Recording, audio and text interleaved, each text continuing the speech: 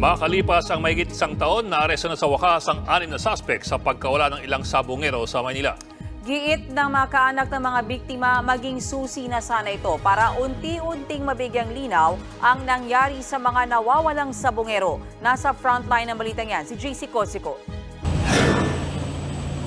Gwardyado ng mga polis habang isa-isang ibinababa mula sa sasakyan ng mga lalaking ito sa headquarters ng PNP Criminal Investigation and Detection Group sa Kamkrame kanina. Sila ang mga itinuturong suspect sa pagkawala ng 6 na sabongero sa Manila Cockpit Arena noong nakaraang taon. Nadakip sila sa bisa ng arrest warrant sa kasong kidnapping at serious illegal detention.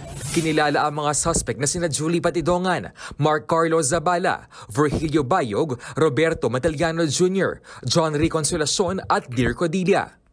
Huling nakita sa labas ng Manila Arena sa Santa Mesa noong January 13, 2022 ang mga sabongero sina James Bakay, Marlon Bakay, Rondel Cristorum, Mark Joseph Velasco, John Inonog at Roel Gomez. Ayon sa PNP, 2 buwan minanmanan ang mga suspect bago naaresto ng PNP CIDG Region 4A kaninang hapon sa kanilang safe house sa Parañaque. Palakpakan natin. Alam nyo, maraming salamat PNP sa pamumuno ng ating PNP Chief Acorda. Hindi kasi sa totoo lang, matagal na natin pinaglalaban ito mga sabongero, mga nawalang sabongero.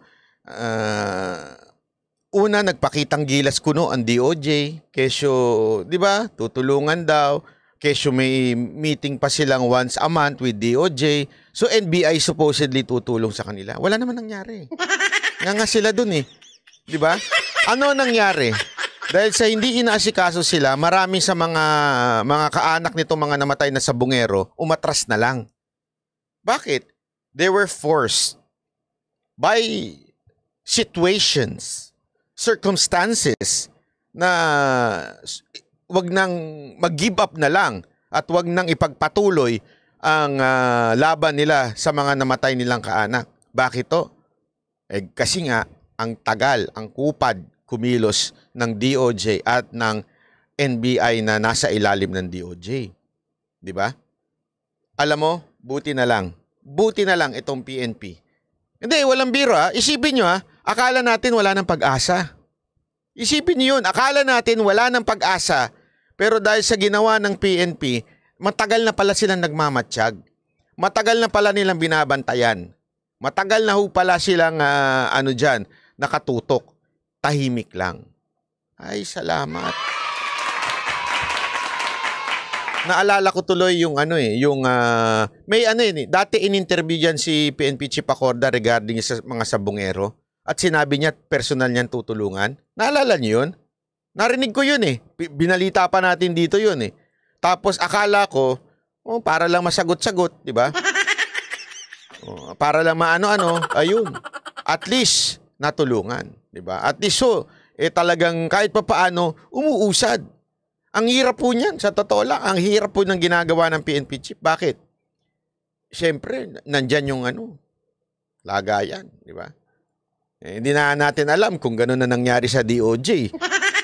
Kaya pinabayaan sila bigla Tandaan ninyo, kung kayo, yung mayamang, hindi na natin sasabihin kung kung sino o kung kayo yung mayamang may-ari ng isabong o ng mga sabong, siyempre, kung sino yung ahensyang naghahabol sa inyo, kung sino yung ahensyang talagang gustong malaman ng katotohanan, gagawa mo ng paraan, di ba?